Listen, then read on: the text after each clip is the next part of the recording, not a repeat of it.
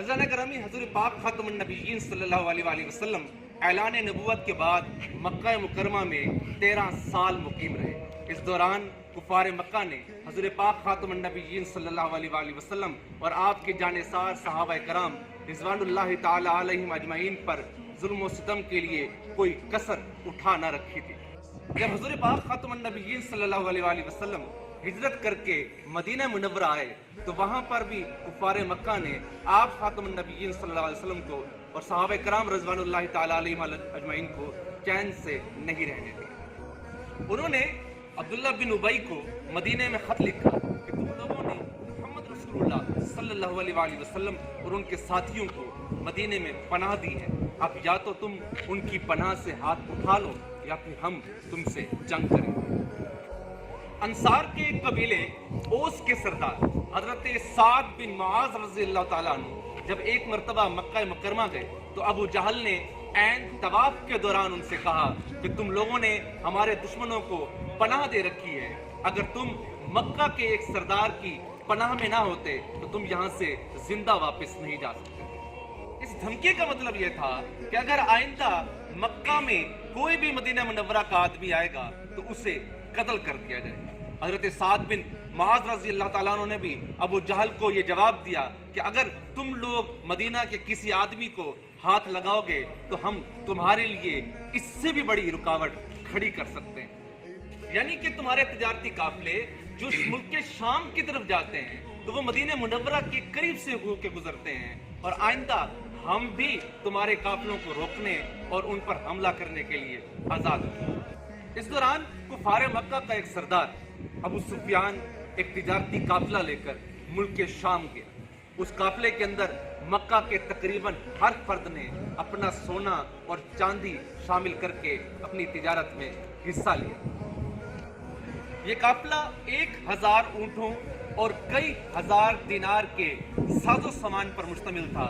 इस काफिले की निगहबानी के लिए कई मुसल्लह अफराद भी मुतय्यन किए गए।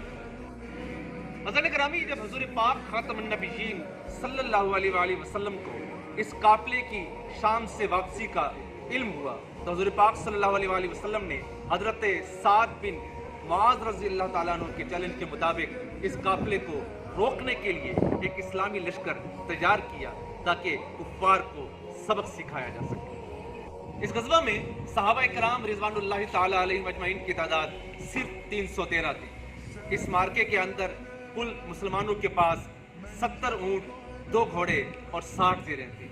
मुसलमान लश्कर सिर्फ इतने से मुख्तसर साजो सामान के साथ मैदान जंग में उतरा।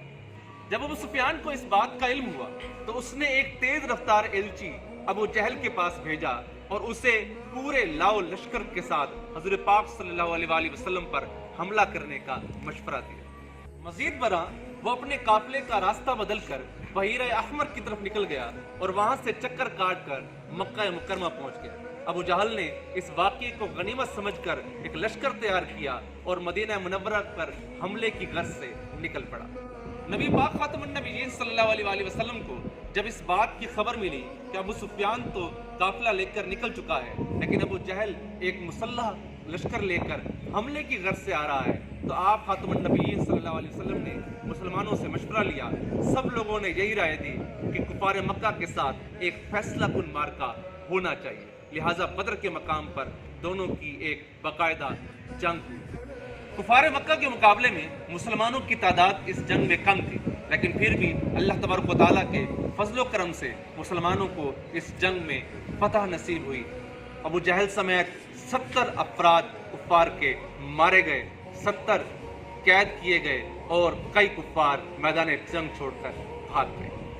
अज़ान करामी इस्लाम के इस अजीम मार्के से हमें ये सबक मिलता है कि हमें ज़िंदगी के हर इम्तिहान में अल्लाह ताला और उसके रसूल सल्लल्लाहु अलैहि वसल्लम पर भरोसा रखना चाहिए ताकि हम ज़िंदगी के हर मैदान में कामयाबी से हमकिनार हो सकें। मैं मुदस्सिर यासीन आपसे अलविदा चाहता हूँ। उम्मीद करता हूँ कि आप हमेशा अपना और अपने अहल खाना का ख्याल रखेंगे। हमारा चैनल ज़रूर सब्सक्राइब करें ताकि मज़ीद इस तरह की अच्छी वीडियोज़ आपको हर वक्त मुयस्सर आ सकें। जज़ाकल्लाह।